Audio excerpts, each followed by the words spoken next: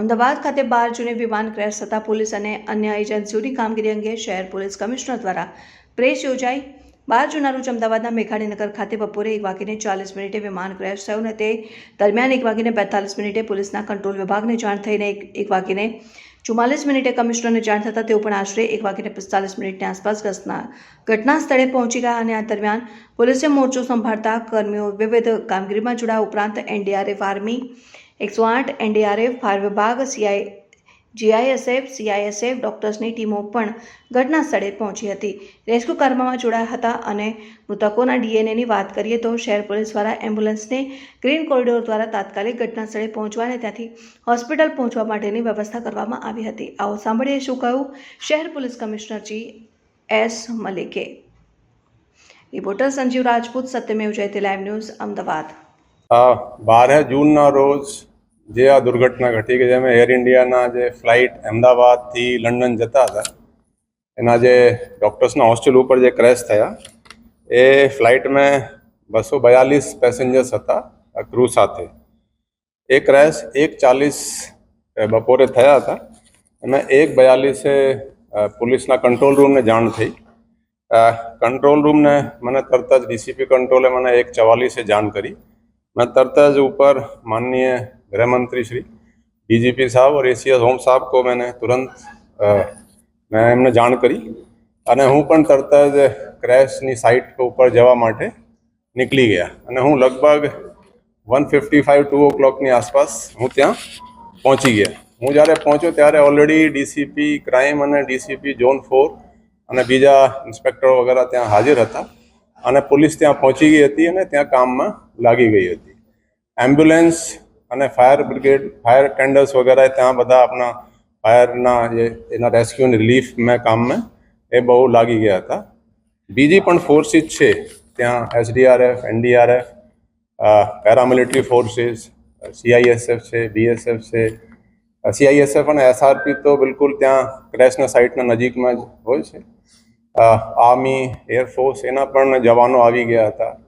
ટૂંકમાં આ છે કે પેરામિલિટરી ફોર્સિસ અને આર્મ ફોર્સિસના જવાનો રેસ્ક્યુ રિલીફ માટે આવી ગયા હતા અને આપણી પોલીસ अपने સાથે થોડા ટાઈમમાં ડીજીપી સાહેબ અને એસીએસ હોમ સાહેબ અને અન્ય અધિકારીઓ પણ સ્થળ ઉપર આવી ગયા હતા।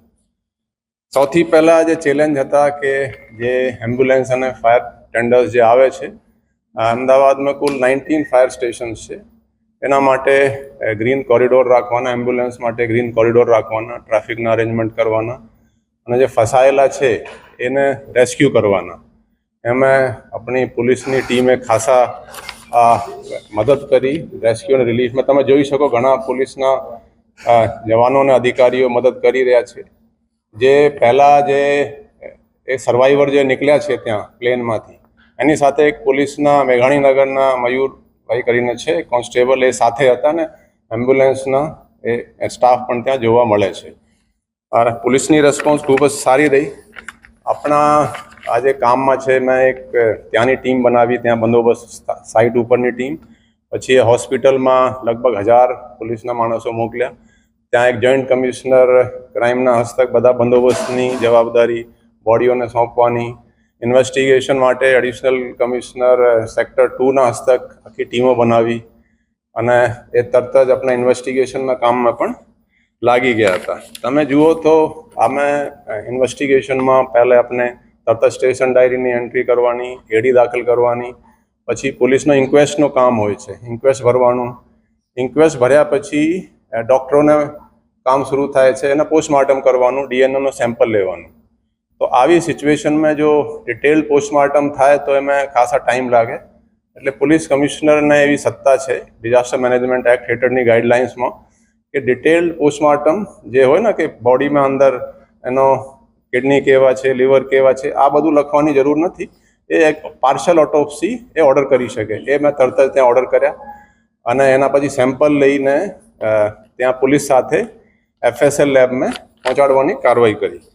તો આ જે ક્રેશ છે એ 1:40 બપોરે થયા હતા અને જે આ બધી પ્રોસેસ થઈને પોલીસ સેમ્પલ લઈને ગાંધીનગર એફએસએલમાં રાતના એ 12 તારીખના જ રાતમાં 00:19 hours मतलब 11 કલાકની ઓછા સમયમાં આપણે ત્યાં સેમ્પલ લઈને ત્યાં પહોંચાડી દીધા. એટલી ફાસ્ટ કામ હતું.